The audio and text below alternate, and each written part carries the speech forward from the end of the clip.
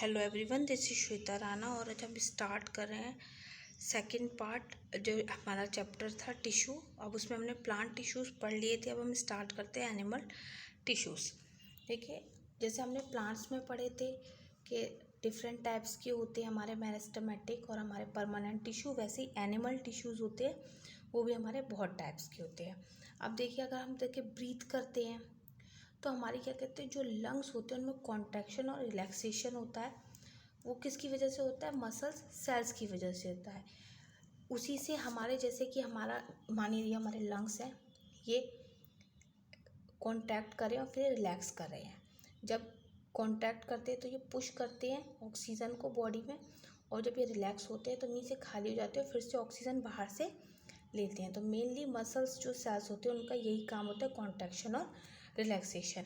अब इसमें हम आगे different types of animal cells पढ़ेंगे। जैसे ब्लड भी हमारा क्या कहते हैं, कनेक्टिव टिश्यूज़ है। तो इसमें फर्स्ट होता है हमारा एपिथेलियल टिश्यू।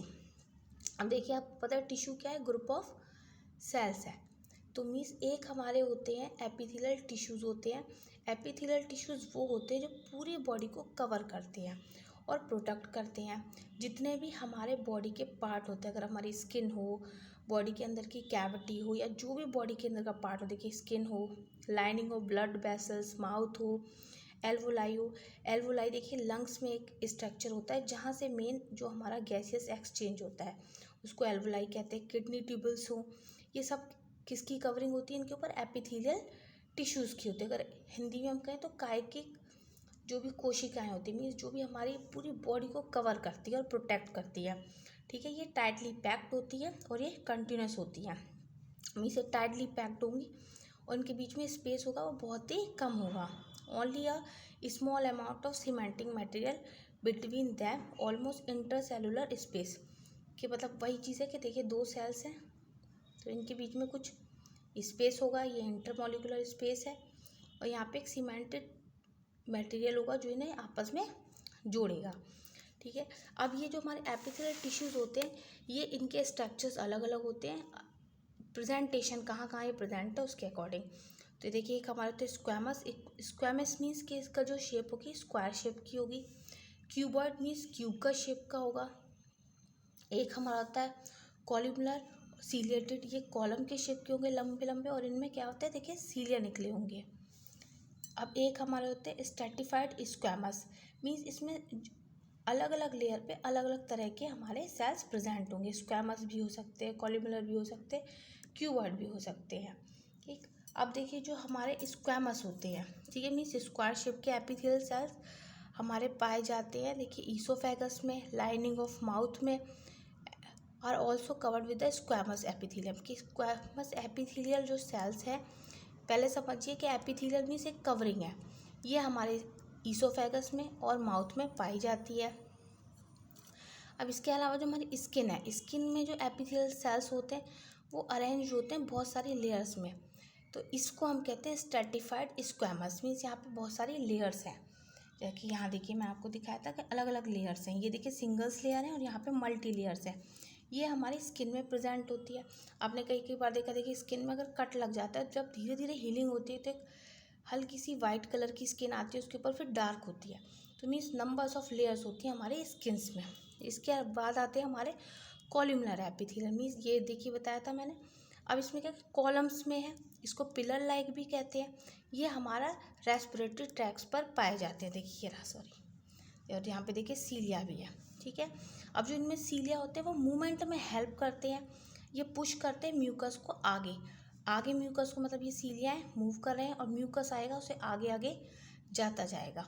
ठीक है, जिससे इसकी क्लीनिंग भी होगी। फिर आते हैं हमारे क्यूबॉइड एपिथेलियम, ये क्यूब शेप के होते हैं, ये हमारे किडनी ट्यूबल्स पे पाए जाते हैं, सैलिवरी ग्लैंड पे पाए जाते हैं, ये मैकेनिकल सपोर्ट देते हैं और ग्लैंड्स में भी पाए जाते हैं, तो इसलिए हमारे ग्लैंडुलर एपिथेलियल भी कहलाते हैं।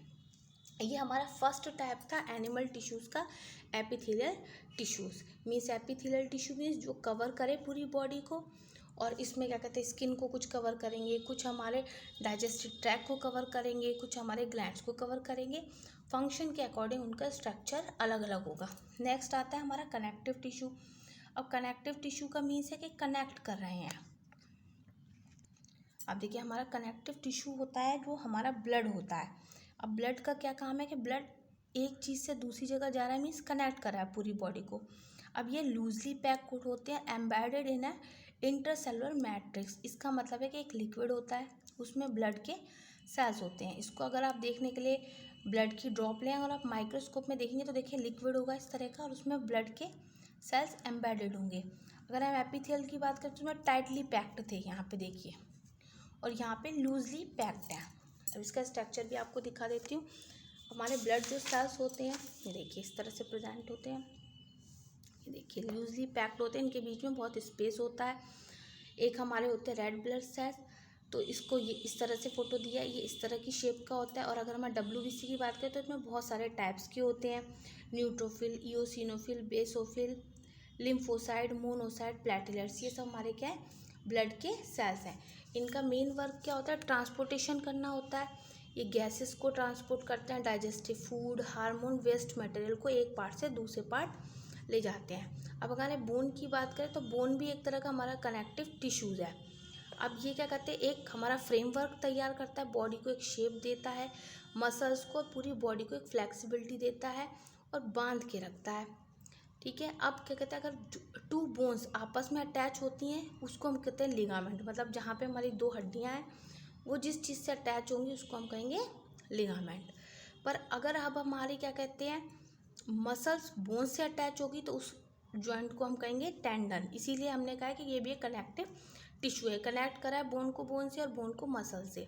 ठीक है। अब टेंडन क्या होता है, लिमिटेड फ्लेक्सिबिलिटी होती है, लेकिन लिगामेंट में ज़्यादा से ज़्यादा फ्लेक्सिबिलिटी होती है। आपने देखा कि मसल्स को आप कैसे भी देखिए मूव कर सकते हैं, लेकिन आप क्या कहते हैं हड्डियों को ज़्यादा मूव नहीं कर सकते, लिमिटेड कर सकते हैं। ठीक है। इसके अलावा कार्टिलेज भी एक तरह का हमारा कनेक्टिव टिश्यूज है। ये हमारी नोज़, ईयर, ट्रैक, लैरिंग्स पे पाया जाता है। फिर है एरिलुअर कनेक्टिव टिश्यूज। अब ये क्या होता है, हमारे स्किन्स, मसल्स और ब्लड वेसल्स के अराउंड पाया जाता है। Nerve and in the bone marrow. अब इसके अलावा एक हमारा होता है एडिपोज टिश्यू। अब हमारी बॉडी में देखिए फैट कहाँ स्टोर होता है, ये हमारी एपिथेलियल लेयर है। ठीक है, एपिथेलियल कवरिंग है और यहाँ पे हमारे ऑर्गेन्स है। अब इनके बीच में हमारे एडिपोज टिश्यूज पाए जाते हैं, इसी में हमारा फैट स्टोर होता है। देखा ना, आप ज़्यादा खाते हैं तो आपको कहते हैं चमड़ी मोटी हो जाती है, अब मोटे हो जाते हैं। वो क्यों हो जाती है, क्योंकि जो एडिपोज टिश्यू है वहाँ पे हमारा फैट का डिपोजिशन होता है। इसके बाद हमारे नेक्स्ट टाइप आता है मस्कुलर टिश्यू। अब मस्कुलर टिश्यूज़ वो होंगे जो मसल्स पर प्रेजेंट होंगे, ये लंबे होते हैं, इनको मसल्स फाइबर भी कहते हैं। देखिए इसका भी स्ट्रक्चर यहाँ पे दिया है। अब मसल्स फाइबर कहते हैं, इसमें भी हमारे 3 तरह की मसल्स होते हैं। बेसिकली इनका काम होता है कॉन्ट्रैक्शन और रिलैक्सेशन करना। देखिए अगर ये आर्म है मेरी, देखिए कॉन्ट्रैक्ट हो रही है और ये रिलैक्स हो रही है। ठीक है। अब इसमें क्या हमारे 3 टाइप के होते हैं। फर्स्ट हमारे होते हैं वॉलेंट्री मसल्स। वॉलेंट्री मसल्स वो मसल्स जो हम अपनी विल के अकॉर्डिंग मूव करा सकें, जैसे फिंगर्स हो गई, हैंड हो गई, लिम्फ हो गई। तो वो मसल्स जो हमारे स्केलेटन को कवर करें और अपने अकॉर्डिंग हम उन्हें मूव करा सकें, उन्हें वॉलेंट्री मसल्स कहते हैं। नेक्स्ट होती है हमारे इनवॉलेंट्री मसल्स। इनवॉलेंट्री मसल्स का मतलब है वो हमारे अकॉर्डिंग वर्क नहीं करती, जैसे हमारी एलिमेंट्री कैनाल है।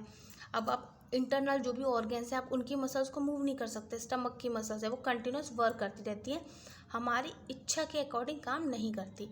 थर्ड होती है हमारी देखिए कार्डिक मसल। कार्डिक से पता पड़ा कि हार्ट पे होती हैं ये। ठीक है, जो हार्ट को कवर करते हैं उनको हम कार्डिक मसल्स कहते हैं। ये भी एक तरह की इनवॉलेंट्री मसल्स हैं। फिर हमारा नेक्स्ट आता है नर्वस टिश्यू। अब नर्वस टिश्यू क्या होता है, पहले तो सबसे बड़ा होता है। अब ये बना होता है न्यूरॉन्स नाम के सेल से। अगर अभी तक हमने पढ़ा कि जो भी हमारे टिश्यूज़ थे वो सिंपल सेल से बने थे, लेकिन नर्वस सिस्टम के जो सेल्स होते हैं उनको हम क्या कहते हैं, न्यूरॉन्स कहते हैं। ये ब्रेन, स्पाइनल कॉर्ड और नर्व्स पर प्रेजेंट होते हैं और न्यूरॉन्स के ग्रुप को ही हम कहेंगे क्या कहते हैं, नर्वस टिश्यूज़ कहेंगे। अब इनके अंदर जो इसका स्ट्रक्चर है भी देखते हैं। अब इनका मेन काम होता है कि जो भी इम्पल्स होती है, कोई भी मैसेज को ब्रेन तक लेके जाना और ब्रेन से दोबारा बॉडी में लेके आना, यही काम होता है न्यूरॉन्स का। ये इसका स्ट्रक्चर है। देखिए ये न्यूरॉन का स्ट्रक्चर, ये ऊपर का पार्ट ये सेल बॉडी कहलाती है जिसमें एक न्यूक्लियस होता है और इस तरह की स्ट्रक्चर्स निकले होते हैं जिसको हम डेंड्राइट्स कहते हैं। नीचे का पार्ट एक्सॉन होता है और इसमें एंडिंग होती है जिसे कहते हैं नर्व एंडिंग या टेलोडेंड्राइट्स कहते हैं। ये जो न्यूरॉन्स होते हैं ग्रुप में जैसे एक के पीछे एक इस तरह से अटैच होते हैं। एक न्यूरॉन्स का डेंड्राइट्स दूसरे न्यूरॉन के टेलोडेंड्राइट से मिलता है, जिससे इम्पल्स का कंडक्शन होता है, मीन्स इम्पल्स जाती हैं पूरी बॉडी में फैलती हैं। यहाँ पे चैप्टर ख़त्म होता है। अगर आपको चैप्टर अच्छा लगा हो तो वीडियो को लाइक शेयर ज़रूर करें। Thank you.